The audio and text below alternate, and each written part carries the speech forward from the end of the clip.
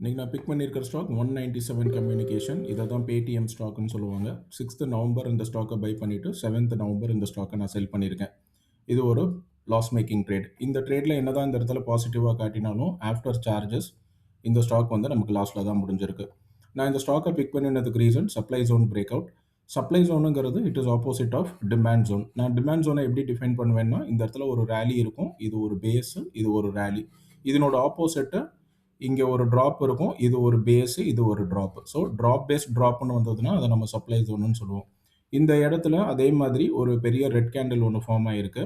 இந்த ரெட் கேண்டிலுக்கு அப்புறம் 2 base candle இருக்கும். பேஸ் கேண்டிலுங்கிறது உங்களோட ப்ரிசீடிங் கேண்டிலோட ரேஞ்சுக்குள்ளே அது க்ளோஸ் ஆகிருந்ததுன்னு சொன்னால் அதை நம்ம பேஸ் கேண்டில்னு சொல்லுவோம்.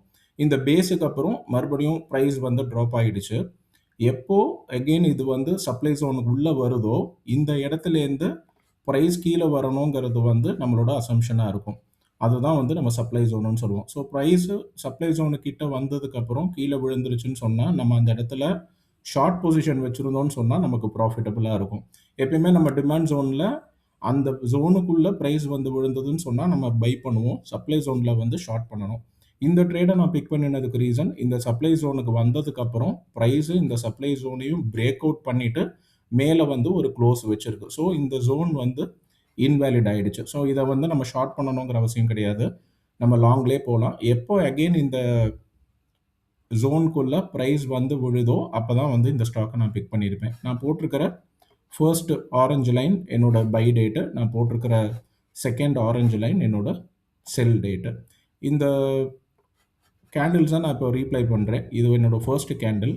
நம்ம வாங்கும் போதே ஸ்டாக் வந்து ஒரு பெரிய கேப் அப் கொடுத்து ஓப்பன் ஆகி அது ஒரு க்ரீன் கேண்டலாக முடிஞ்சிருச்சு. இந்த கேப் அப்பே கிட்டத்தட்ட ஒரு 4% மேலே போனனால எப்பயுமே மார்க்கெட்டில் ஒரு பெரிய கேப் அப் வந்ததுன்னு சொன்னால் அதனோட ஃபாலோவிங் டேஸில் வந்து அந்த கேப்பை வந்து ஃபில் பண்ணிடும். ஸோ எனக்கு 4% மேலே ஓப்பன் பண்ணி வாங்கினனால என்ன தான் ஸ்டாக் மேலே போயிருந்தாலும் நமக்கு ஓப்பனிங் ப்ரைஸ் 4% மேலே போனனால தான் கிடச்சிருக்கு. ஸோ நான் அடுத்த நாளைக்கு இந்த ஸ்டாக்கை நான் செல் பண்ணிட்டேன். நான் செல் பண்ணினனுக்கும் இந்த ஸ்டாக் மேலே தான் போயிருக்கு. பட் ஒரு கேப் அப் வந்தனால நான் இந்த ஸ்டாக்கை நான் வச்சுக்கல. ஃபாலோயிங் டேஸ் இந்த ஸ்டாக்கை எப்படி போயிருக்குங்கிறத நான் ரீப்ளே பண்ணுறேன். நான் என்ன அஸ்யூம் பண்ணினேனோ அதே மாதிரி அந்த கேப்பை வந்து ப்ரைஸ் ஃபில் பண்ணிடுச்சு. ஸோ இந்த ட்ரேடில் நான் ஹோல்டு பண்ணியிருந்தேன்னா இவென்ச்சுவலி நம்ம லாஸில் தான் போயிருப்போம். ஒரு பெரிய லாஸில் போயிருப்போம். இப்போ ஒரு குட்டி ப்ராஃபிட்டுன்னு சொல்ல முடியாது. ஆஃப்டர் சார்ஜஸ் வந்து ஒரு நாமினல் லாஸில் வந்து இந்த ட்ரேடை நம்ம க்ளோஸ் பண்ணிட்டோம். நாளைக்கு வேறு ஒரு ட்ரேடில் உங்களை பார்க்குறேன். இந்த பர்டிகுலர் ட்ரேடில்